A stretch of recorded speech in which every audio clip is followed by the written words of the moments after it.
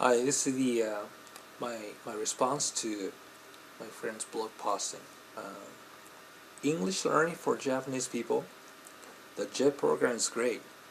Quite a few friends of mine have taught English through the JET program. I've just found out that Dr. Reeves also taught through the JET program 1991 through 1993. One of the things they look for in applicants in the JET program is cultural adaptability. I'm sure you can learn more about the program from Dr. Reeves.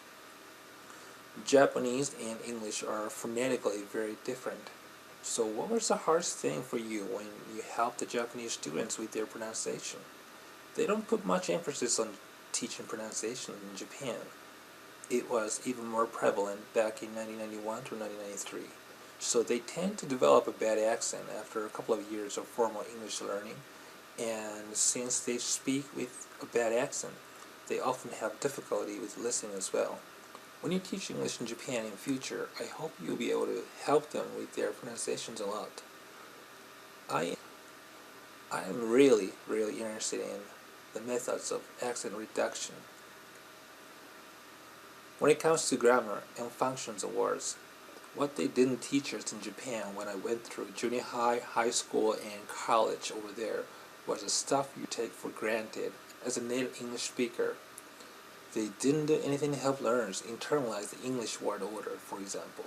So we are often left clueless as to what word or phrase should come next when writing or speaking in English, or how the next word or phrase needs to be interpreted as we read through or listen to what is spoken.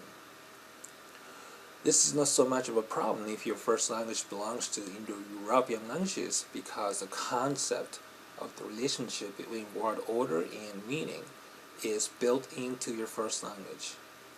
But it is not built into the Japanese language, and it has to be made aware of and learned consciously.